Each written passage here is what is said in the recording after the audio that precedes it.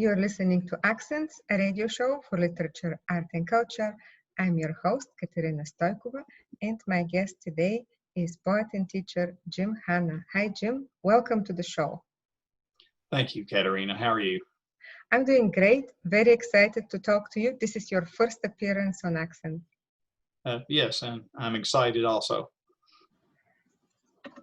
Jim Hanna is a native Lexingtonian and a graduate of the University of Kentucky who has taught English and Humanities for 30 years, the last 6 at Georgetown College. He has been writing poems for 50 years. And you have been teaching for 30. Did you always know that you wanted to be a teacher? No, I came into teaching a little bit late, but it was always in the back of my mind. And I had a mentor who was a former teacher of mine that encouraged me for a few years until I got my act together and went to graduate school and kept on from there. Okay. What did you teach in Georgetown College? I teach freshman composition, essay writing for first semester freshmen, which is a job I love. And unfortunately, I'm taking a sabbatical this fall to avoid the germs. Oh, that is very, very understandable. And, you know, it's important to feel safe and to make the right choices for ourselves in that regard. And you have prepared for us some poems, Jim? Yeah, I've got a few. If it's okay, I'm going to start off with one that I know you like. This is the one that I read back in February at the UK Art Museum. I assume your listeners know that you had just started that series when the virus came along, and I was privileged to read this one, so I thought I'd start off with that. Absolutely, thank you. This is called Sculpting. In the library, the cover of a volume asked me, "Is there a book inside you?" "I don't know," I said. "Once upon a time, I thought there was a poem in me. I felt like there was. So I took out my tools and chipped away, carving off pieces like a master inquisitor, like a mad butcher. I hacked in strokes of iron and heat. I shaved skin and trimmed fat to find the poem, the meat within. I groaned when I hit bone." Stunning, thank you.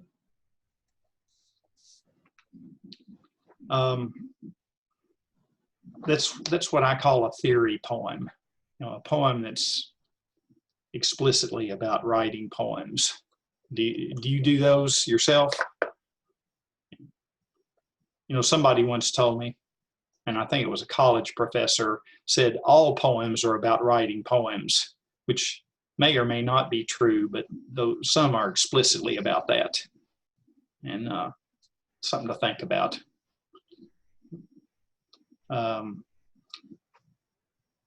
Speaking of books, the next one is a found poem, which I believe I've heard you say you like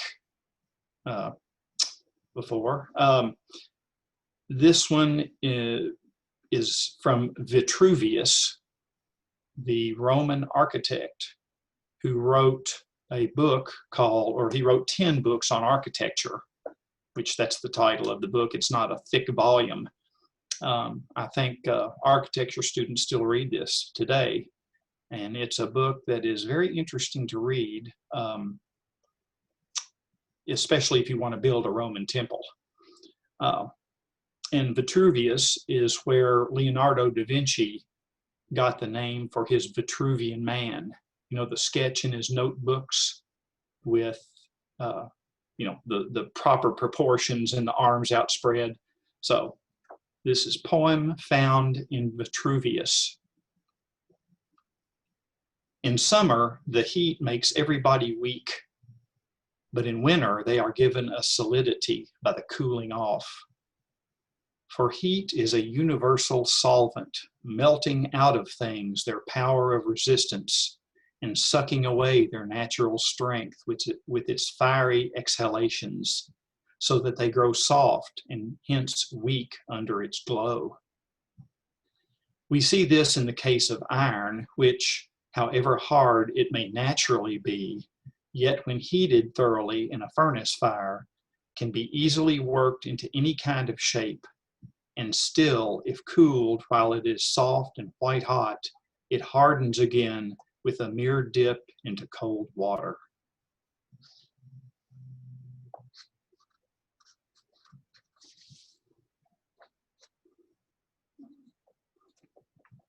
And this is a very short poem, also a found poem from a student of mine at Georgetown about 5 years ago. She was a writer by nature, if not by craft, and she tended to hand in essays which weren't really good essays, but they had a lot of nice language in them. This frequently happens with students that have facility with language. So I took a sentence of hers and made it into a poem with her permission. This is actually by Madeline more than by me. Very, very short. In depths of crystal clear ocean where fish swim in schools, the sharks stalk alone.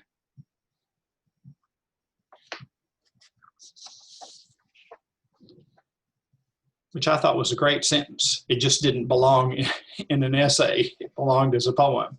I love finding poetry wherever I can, and and I admire people who have the eyes and the ears to see it, and then the determination to make it into something beautiful. Right. It's just that sometimes it's just one little thing that you notice, and you think, I can turn this into a poem, or this is a good title, or this is just a good line, and you can build something around that. Right. I think that's what we do. And not all people see that just because it's our nature, don't you think? I think that you need to train your senses. Oh, definitely. Yes. I agree. One more on this topic. This is not a found poem, but this is based on Longfellow's The Arrow in the Song, the famous line, I shot an arrow into the air, it fell to earth. Well, this is my response to that, I guess you'd say. I found a poem upon the ground. It must have fallen without a sound. How could this be? Silent poetry? I knelt to pluck it up carefully, but the poem, it stuck, bleeding truth from me. And, just my luck, there is no balm my wound to bind, unless another poem I find.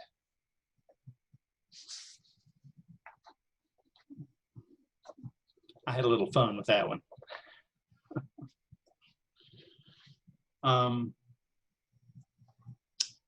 This next one is actually, I've got a couple of dedications here. And I wanted to ask, are you familiar with Jim Wayne Miller?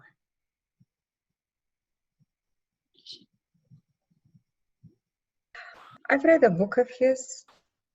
Yeah. Yeah. He taught at Western. Yeah, I've never met him. Yeah. Yeah, I met him once. He died back in the mid to late 90s, but I did meet him in the late 80s one time. His poems are very Kentucky, and they feature a character called the Briar, B-R-I-E-R, which is a kind of a nickname for a person from southeastern Kentucky who moves to Ohio or moves north for work sometimes. They're called Briar jumpers. So the Briar is his native character, so to speak. And that's actually where the late great bookstore, the Briar Bookshop, got their name. On South Ashland Avenue that closed last year. Yeah, I miss them, and I miss having bookstores in Lexington. Oh, I do too. There used to be a bunch. Well, let's go with this one. This is written right after he died, which is 1996. It's called "The Briar Breathes His Last" in memory of Jim Wayne Miller. So his voice is gone, and that easy way of a friendly stranger ready with conversation and a drink if you're a mind to, an ambling step that carried him over hills, down hollers, round a bend in the creek, you know, where the white church sets a ways back from the bank. He's a fish in other waters now. His ease belied a craft in words like smooth molasses, or sudden as a gunshot, or as deliberate as a hike along a ridge. His poems, sharp as an old maid's tongue, peel back bark and curl shavings of what the world is and what we reckoned of it. His poems revive voices of places we know, whittle away what we don't need, curve the piece to a rough beauty, leaving a shape with the solid feel of what really is in it. By his words, the Briar yet leads us to still waters of ponds, where, looking, we see ourselves outlined against the sky.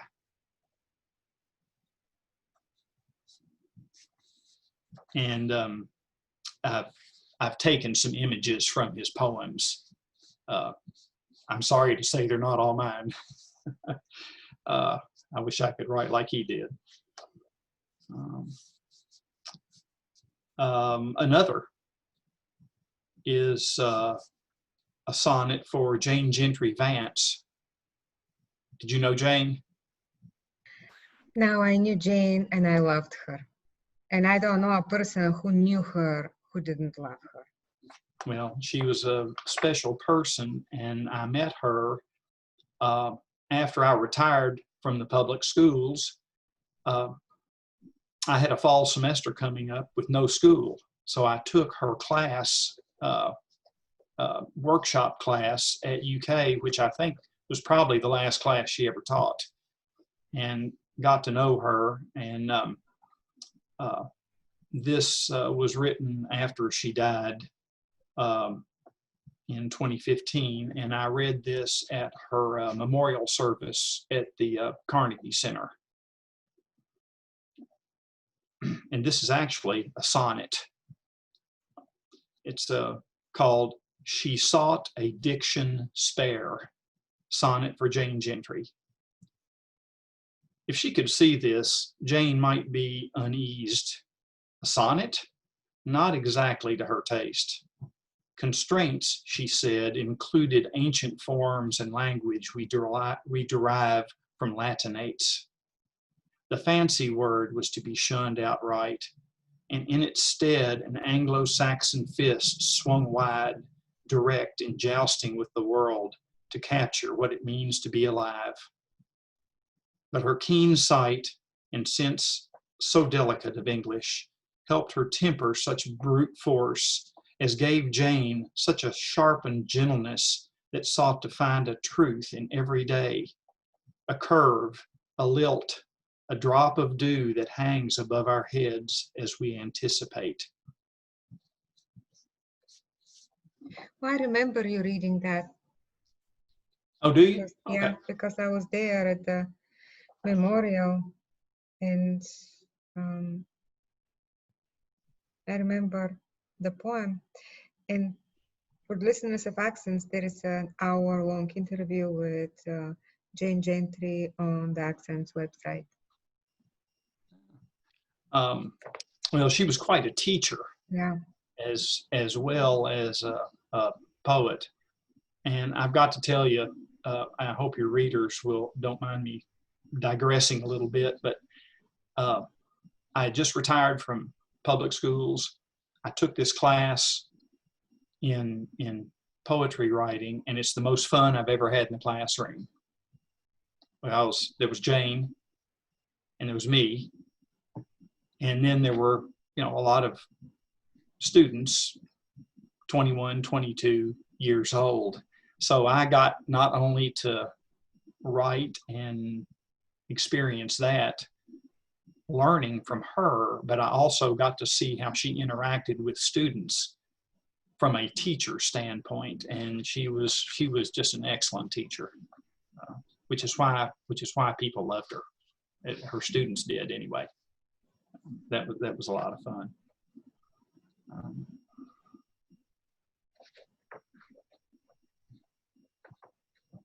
But I would not have handed in a sonnet to her. I don't think. She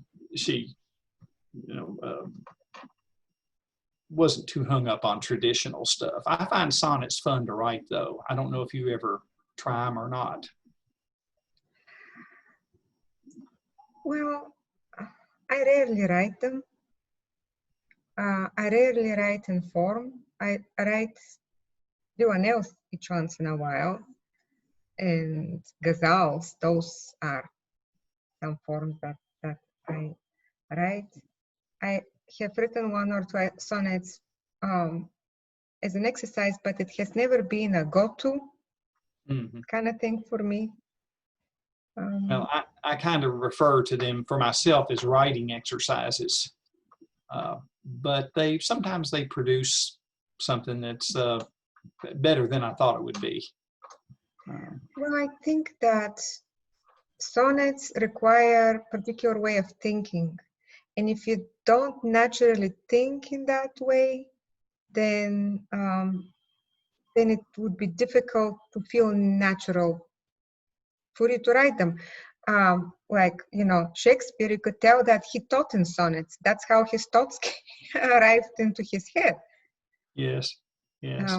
But for many of us, it's not so much. On the other hand, a non-traditional sonnet could be quite fun, loose sonnet, so to say. Oh. And even the expression that I have heard is, if it's square, it's a sonnet. That much instruction. But I loved yours. I loved your sonnet for Jane.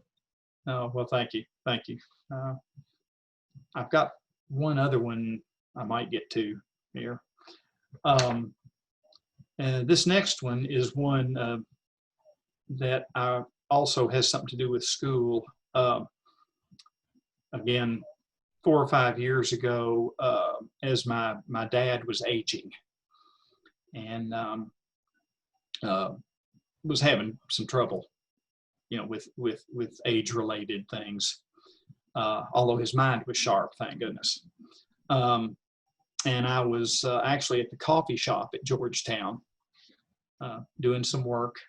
And this is an example of, one little thing that springs into something else. It's called Old Soldier. Underclassman in the coffee shop, joined at table by a senior. He jokes about being an old man. Someone says, "You can barely walk," to laughter all around. I grade papers through espresso machine noise and animated student chatter, rain outside and now in. I think of my father, who went ashore with MacArthur in the third wave at Leyte. Then home, carried me piggyback. We tramped to ball games on paper routes. Dad, who clumb ladders that I, below, held steady, as if I could hold him up. Dad, always taller, now bent, precarious. His legs don't work so well anymore. Dad, who can barely walk.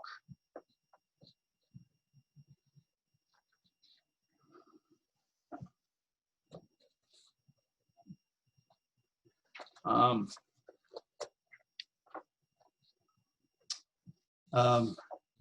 here are a couple of short ones that are older.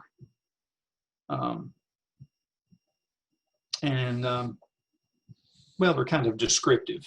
So let's, this first one is called At the Fork of Elkhorn Creek, which for your readers who may not know is up in Franklin County, close to Frankfort. And I taught for a couple of years at Franklin County High School, and I would drive through Forks of Elkhorn, which is the little settlement there, and every once in a while I would see something that would spark me. At the fork of Elkhorn Creek, damp green drapes cling to cliffs, their tendrils hang and curl and drop. Spring shoots green forth, then droop. A cover of green lies wet on fields of hidden dirt.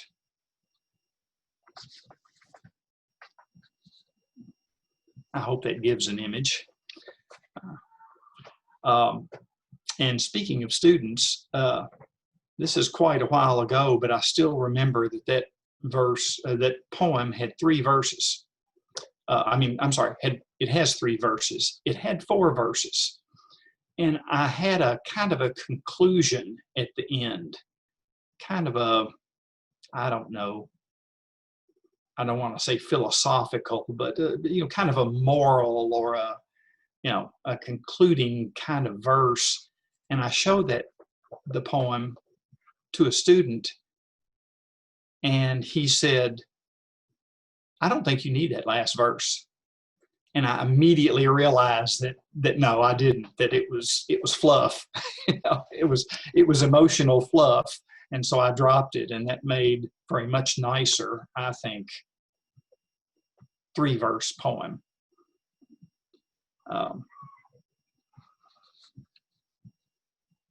It's like the comedian Jack Benny said one time when someone asked him how to be a better comedian. He said, "Practice your act until it's perfect, and then cut 3 minutes." Well, I find that helpful sometimes.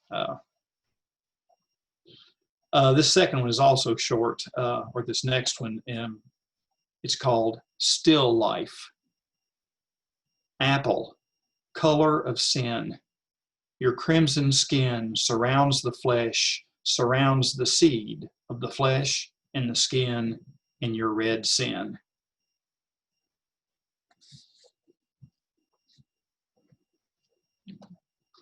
I think I wrote that for school as an example and used it for years. Didn't tell my students I'd written it. I had them play with it. In fact, that was an exercise where I took all the lines and I took all the lines out. I just typed it up as one continuous line across a sheet of paper, and I said, "Now you all divide this up. Don't change the words, but just divide it into lines." So it was kind of a nice exercise. Yeah, excellent exercise to teach people how to shape poems. Yes, yes. Function of the line. Yes. This one also goes back to school days. I know you're familiar with the poem by William Carlos Williams. This is just to say, I have eaten the plums that were in the ice box, etc. Which, as I understand, was actually a note he wrote to his wife. Yeah, a fake apology. Yes. Sorry, not sorry. A non-apology apology. Well, this one has a little introductory thing to it, but it's called Poem of Apology. People in love never watch where they're going, said I in hallway to fellow travelers tripped up by boy and girl holding hands oblivious to others. or whose plums they eat. And so it is with me. If I could give back those plums to you, purple in a silver bowl and cold, if I could let you fall but gently and cushion your easy bruising, if a kiss could heal your anxious cheek of tears, if with kisses I could steal the bitter taste of fears, then I would be who I wish, what I wish for thee, but I would not be me. I'm sorry for getting in the way. I know I take more than I give. For people in love never watch where they're going or whose plums they eat. And so it is with me, my sweet. Also lovely and heartbreaking. Well, thank you. I think that's the only poem I ever wrote about or to my wife when I was married.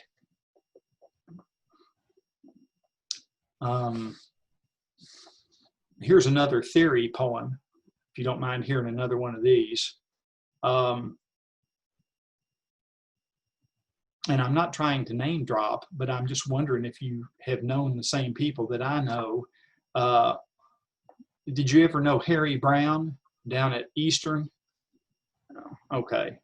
Or Rudy Thomas, who Rudy was, Thomas, yes, yeah. Yeah, he, for a while, he was superintendent of the Berea schools. They both lived down there in Madison County, in the hinterlands of Madison County. Well, I got to know those guys a little bit, and this one shows my kind of, I'm from Lexington, but this one shows my kind of faux southeastern Kentucky accent, if you understand what I mean. So it's called The Tortoise and the Hare. Prose walks to the store, stepping resolute along the side of the road. A poem bounds along behind, not minding the unpleasant traffic. He doesn't watch, he just listens for it.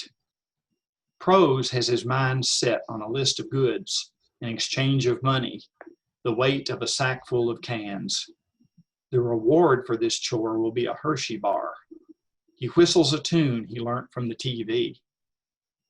Poem jumps to swat at the lower leaves of a young maple that grows by the road. He lands on all fours and smiles when he sees his brother up ahead, stepping onto the store's porch. Prose glances back down the road. He takes a dim view of that grinning, leaping fool, those shenanigans. He steps into the store. "You've been lagging, son," says the old man behind the counter. "Your brother Poem done got your groceries and the last piece of chocolate besides. He said you'd pay for them, though, and the candy bar, too." Love it. And you know, something I found throughout my teaching is that students, they know what a poem is, they know what poetry is, but if you use the word prose, half of them don't know what prose is. They can't give a definition of prose. It's very, very odd and interesting. I found that both at the high school and the college level. So that's a little poem about prose. Here's one that's untitled, and I don't know if you remember when Paul Laurence Dunbar High School, where I taught, was built, across Man of War was just the farm. They hadn't started building there yet. And so there was lots of field and some trees and some wood lots and a couple of old houses. So this is about that as I watched that transformation from farm to suburbia. No title on this one. A breeze sweeps the top of the hill. Old trees mark its passage with silent, obeisant bow. The air, now so fair and firm, roils later, then forgets the storm, A golden moon rolls over earth and sky. Its cratered face speaks of time like the tolling of a quiet bell. Grass covers the shoulders of the hill where a house once stood. Trees still gather round to mark the place. The shell of a house evokes a certain sadness. Now the house is gone, yet my memory of it stands. Birds, once nested in attic rafters, have taken to the trees that will soon be cut with what remembrance they bear. Then this sadness will not know where to go, what direction to take, where to roost.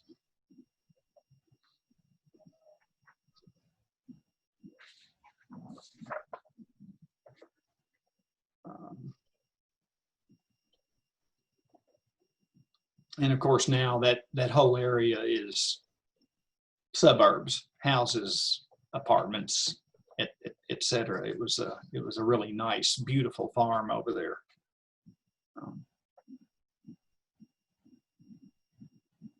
Do we have any more time, or how would you like to? We have time for two more. Two more, okay. These are fairly new. Oh, that's exciting, reading new work.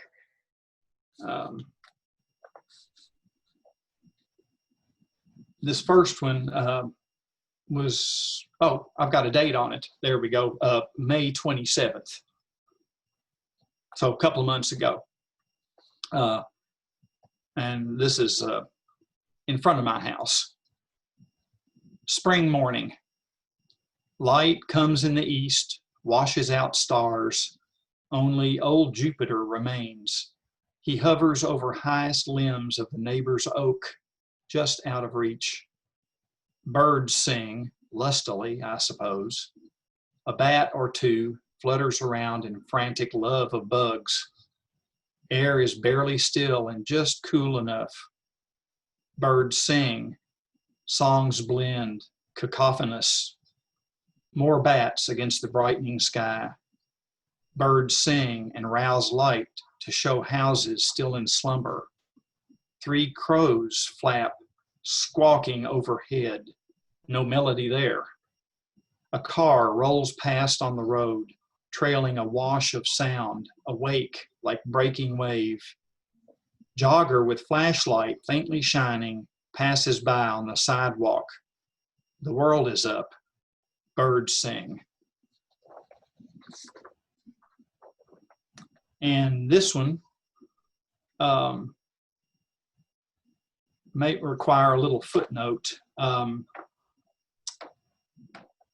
If people aren't familiar with the Simon and Garfunkel tune called the 59th Street Bridge Song. Beautiful song, happy song. So that's a song that if you're not familiar with, you need to listen to.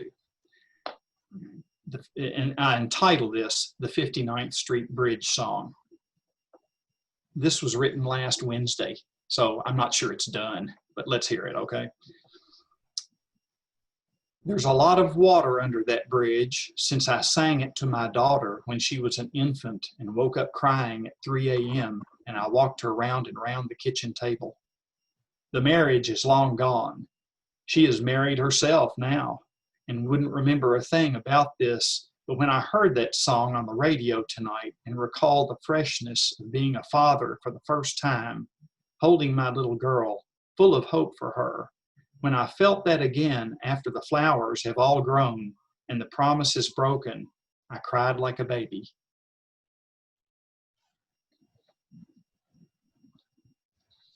Oh, every once in a while a cliche can work, I think. Wow, it's so beautiful and tender and evocative. Thank you for sharing this and every one of your poems. And it was wonderful to spend time with you, albeit virtually. We've known each other a while, for the listeners of Accents. Jim was a teacher of my son, right? What did you teach him? Yeah, Simeon was in my humanities class. Yes. So he was a good student too. Let's let the world know. Okay, he graduated for sure.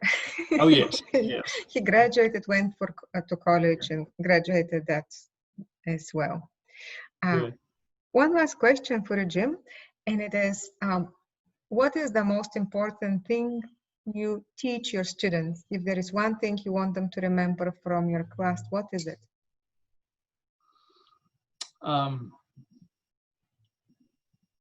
I try to teach them that writing is work. It's not magic. You got to sit down, you got to do it, you got to figure out a way to do it. In fact, I make my students do their rough drafts by hand. They have to have a handwritten rough draft. And they have to turn their papers in, both drafts and final, on paper. I don't take things by email, because when you write something, you're making something.